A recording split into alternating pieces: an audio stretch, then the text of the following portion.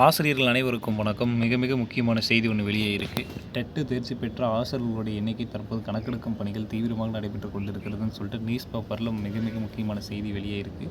So யாருக்கு அதில் பணிக்கான வாய்ப்பு இருக்குது, தமிழக அரசு வெளியிட்டிருக்கக்கூடிய அதிர்ச்சி செய்தி என்ன அப்படிங்கிறத பற்றி தெளிவாக அந்த வீடியோவில் பார்க்கலாம். அதுக்கு முன்னாடி நம்ம சேனலுக்கு புதிய பார்வையாளர்களாக இருந்தீங்கன்னா மறக்காமல் சப்ஸ்கிரைப் பண்ணிக்கோங்க. பக்கத்தில் இருக்கிற பெல் ஐக்கானை கிளிக் பண்ணிக்கோங்க. அப்போ தான் டிஆர்பி மற்றும் பள்ளிக்கல்வித்துறையிலேருந்து எந்த ஒரு தகவல் இருந்தாலும் மிஸ் பண்ணாமல் பார்க்க முடியும். சரி, ஓகே, வாங்க வீடியோக்குள்ளே போகலாம்.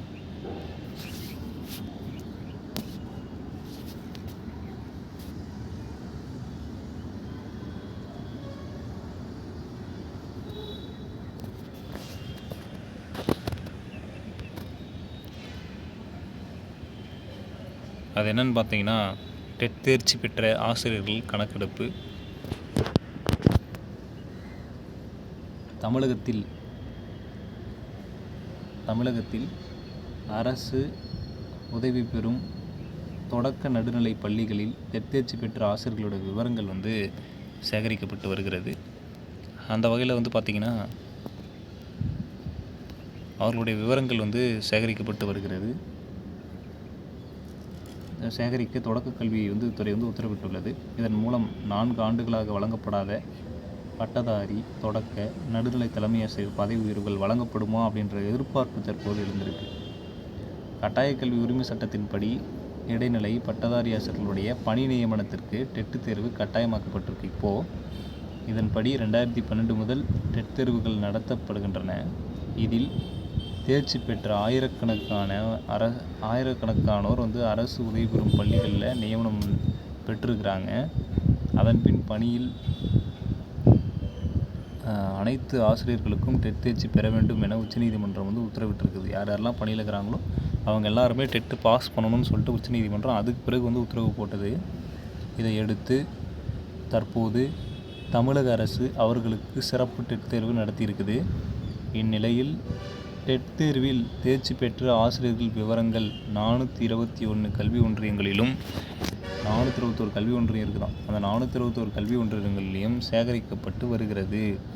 மதுரையில் இடைநிலை பதவி மூப்பு ஆசிரியர்கள் இயக்க மாநில பொதுச் செயலாளர் ராபர்ட் அப்படிங்கிறவர் என்ன சொல்லியிருக்கார் அப்படின்னா, உச்சநீதிமன்றத்தில் 2022 பதவி உயர்வு சார்ந்த வழக்குகளில் இந்தியாவில் பணியில் உள்ள அனைத்து ஆசிரியர்களுக்கும் டெட் தேர்வு எழுத வேண்டும் என உத்தரவிடப்பட்டது. இதனால் 4 ஆண்டுகளாக தமிழக தொடக்க கல்வியில் பதவி உயர்வு வழங்கப்படவில்லை. தற்போது பல ஆயிரம் தலைமை ஆசிரியர் பணியிடங்கள் காலியாக உள்ளன. பதவி உயர்வுக்கு தகுதி பெற்ற டெட் தேர்ச்சி பெற்றோர் உள்ளன. அவர்களுக்கு அல்லது அவர்களுக்கு முன் பணியில் உள்ள ஆசிரியர்களுக்கு உச்சநீதிமன்ற தீர்ப்பின் விதிமுறைகளை குறிப்பிட்டு பதவி உயர்வு வழங்க அரசு முடிவெடுக்க வேண்டும். இதற்காக கூட டெட் தேர்ச்சி பெற்றோர் விவரம் சேகரிக்கப்படலாம் என்கின்றன.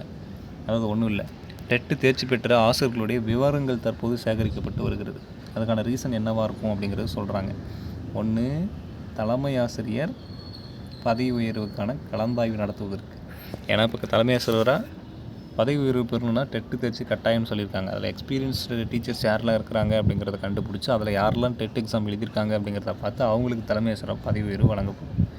அது ஒன்று. இரண்டாவது, 2013 டெட் தேர்ச்சி பெற்ற ஆசிரியர்கள் பணி வழங்க வேண்டும்னு சொல்லிட்டு கேட்டுக்கிட்டு இருக்கிறாங்க.